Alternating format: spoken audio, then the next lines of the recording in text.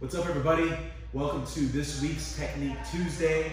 My plan for today is to talk about the scissor sweep, all right? Recently, I made this nice little simple sweep series available to everybody, and there are some very powerful and timeless sweeps in that series, and it doesn't get more simple or classic than the scissor sweep, and I want to take that scissor sweep and add a couple things to it, highlight it a little bit, talk about why it's so important, and how to make it work even at the highest levels of competition. All right, so I have one of my blue belts, Joseph Martinez, gonna help me out today. Let's jump in and take a look.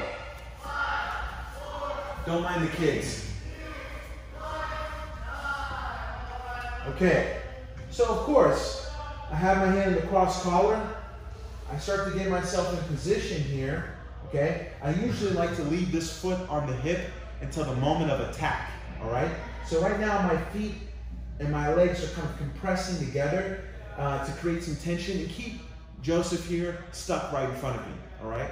And I like to do this because I know everyone feels the threat of the scissor sweep at this moment, all right? So it's very likely he's gonna kind of sprawl his legs out, spread his legs and drop his hips, okay? So yeah, just spread your knees and sink your hips down, exactly. So now when I go, his base is too strong, okay?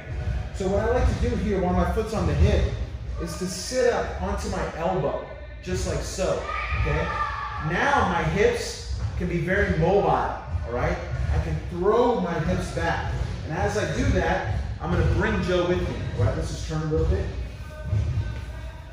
Okay, so I'm here, I sit up, I'm gonna throw my hips back and get a big pull to load him up and bring him forward, all right? This also is a good time for me to deepen my grip a little bit as well, okay? So now I'm gonna throw my hips back, and as I go back, I'm gonna reach like I'm looking to check the time of the clock on my wrist, okay? A wristwatch here, all right? So I throw my hips back, I start to pull and check that time, okay? Right here, as my leg drops, okay? So now I load him so much that when I scissor, it's very strong and I can finish that sweep, all right?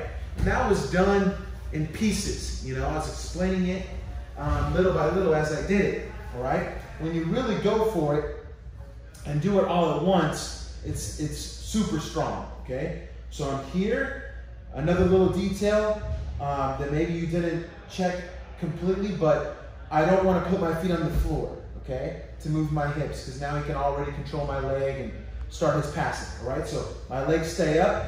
I just lift my hips here using my hamstrings on top of his quads, okay? So I lift my hips up and I swivel, all right? I start to position myself, keeping my foot on the hip and making that squeeze with my shin and my foot around his body, so I'm tight, keeping him stuck here for a second, okay?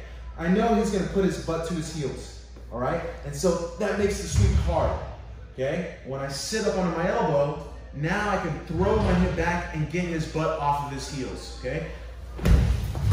Boom, strong sweep, all right? This is how I've made that sweep work. Even in black belt, you know, world-class competition, that, you know, little load, that charge up makes it very, very strong, okay? Now, of course, there are gonna be times where even then, you know, I don't get it, but I get the respect for the sweep, and it sets up other things. This is where I feel that the scissor sweep is so essential, and you know, we can use it to build and set up other attacks, all right? The more they worry about their base, the more their neck or their arm might show itself, okay? So here's a few ideas of some moves that I really like to connect to my scissor sweep. Let's say his knee goes up and over my leg as I throw the sweep. Well, I'm still kicking him, I'm still scissoring him. So now I brought him over here, where now I can throw up my second arm and start to bring him into a cross choke, okay? Here on the side, all right? Elbow to the floor, this one across my ribs, okay? So I get him off balance, and the way I kick him brings him to me, so I can reach that second grip, and now bring him in, bite his back, there's my tap, okay? That's a nice option, all right? Maybe his hand posts to the mat real strong. I could pull it, you know, to check the time of my watch good enough, and that hand posts, all right? Well, now I can move my hips through that space and start to attack my omoplata, okay? Maybe I get halfway, he postures up, and I decide to shoot the triangle, okay? All that's gonna be right there, all right? Another good one, especially if you're using the charge, okay? I can throw my hip back, make him feel this, and as I resist backwards, use that to pull me up, and then here's a loop choke, all right?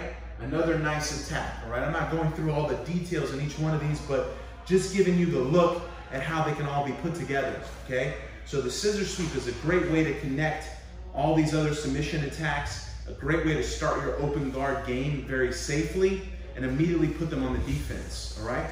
Now, one other thing that I would say about the scissor sweep is we don't always have to have our shin across their body, okay? More often than not, when I'm playing with my open guard, I like to have my foot on the bicep, okay? So I can really get Joe nice and twisted here, all right? You see how much that shoulder is turned to where his shoulders are almost in alignment here, all right? And I wouldn't necessarily want to take that foot off the bicep to put my shin across his body, because as soon as I take it off, he's going to control my leg. Exactly. So a lot of times I like to maintain the foot on the bicep, and then as I get my hips out and I really stretch him, I can still get him off balance and do the basic scissor sweep movement, okay, with the foot on the bicep, all right? And that will also give you a lot more transitions and options, because that foot can go over for a triangle, you have the omoplata, and everything else all applies, okay? Very similar to like a spider guard sweep where we have both sleeves. You know, this style sweep, which I'm sure you've seen before, all right? Also a very essential sweep, okay? But I'm holding double sleeves, all right? Basically taking the same, you know, concepts here and just using the cross collar, okay? It's still very much a scissor sweep movement, all right? But with the cross collar, I have the ability to load him a little more and hit that sweep, okay? You see how every time I sweep, I'm on my elbow, ready to immediately get on top. And I know that if he brings his left knee in between my legs to try to put me into like an X guard when I come up, okay? I know that's very likely.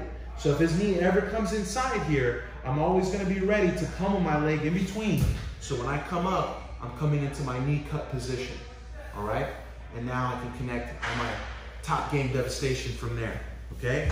So a little deeper dive into one of our classic moves, all right? The scissor sweep, why I love it, how I've been able to make it work in the highest levels of competition, and all the great connections we can put to it, and also just, you know, taking that movement and using it from the bicep, you know, looking through different variations, all right? And the likely transitions and all that we can be prepared to do, all right? So I hope that helps you. Now, even the more advanced people can take that simple movement and put it into their training and make it work for them at the, you know, the higher level, all right? But this is a move that we will do forever, and that's what makes it timeless, okay? Thanks for tuning in, guys. I have more stuff in store for you soon. Take care.